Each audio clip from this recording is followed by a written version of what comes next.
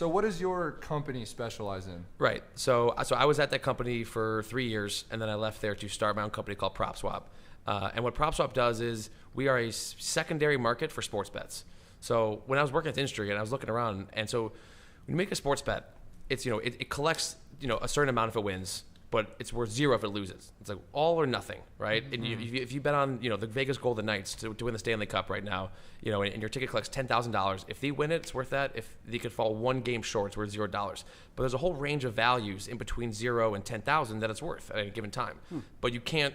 There was nowhere where you could act on that, right? So I was like, why not a marketplace where you can list your bet for sale while it's still active, and someone would buy that from you, right? If you bet $100 at 100 to 1 on Golden Knights to win 10,000, someone would buy that for you for $5,000 right now, right? And so you just turn 100 into 5,000 guaranteed on something that could lose, and the guy who bought it from you will gladly bet 5,000 to win another 5,000 on a team that's favored to win the Stanley Cup right now.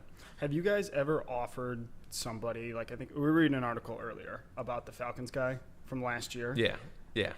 What happened? I like there? that. Yeah. What happened there? Yeah, Alex is a diehard Pats fan too. Yeah, okay, yeah. So You must, Patriots. you must have felt real good at halftime. Yeah. So it was pretty depressing at the time, but this story has actually turned into the greatest example of why you should use PropSwap. So this was 2 years ago, Super Bowl Sunday. We were in the Caesars Palace Sportsbook just talking to guys, and we overhear this guy talking about how he's got all these Falcons futures. He stood to collect $200,000 if the Falcons won the Super Bowl.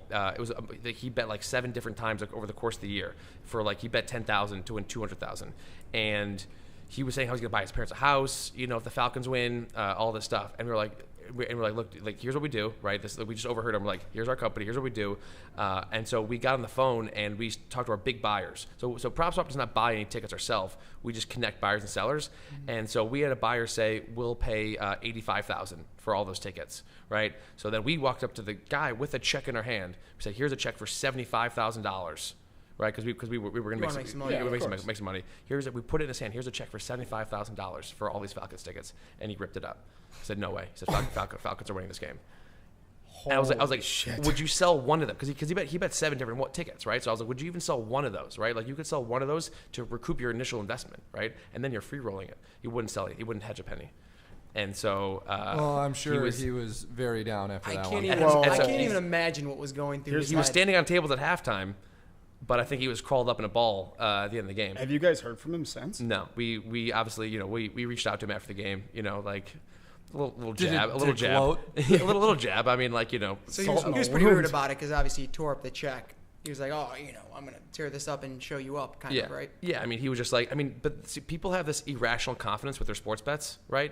When someone's doing well, that's usually when you should sell, right? When you buy a stock and it's going up, you should sell high, right? That's the whole thing. But people with sports betting, it's different, right? Everyone's looking for that payday. It's like a lottery ticket to them, and so he was already spending that money, right? He had already spent that $200,000 in his head, so getting a penny less than that would have been insufficient.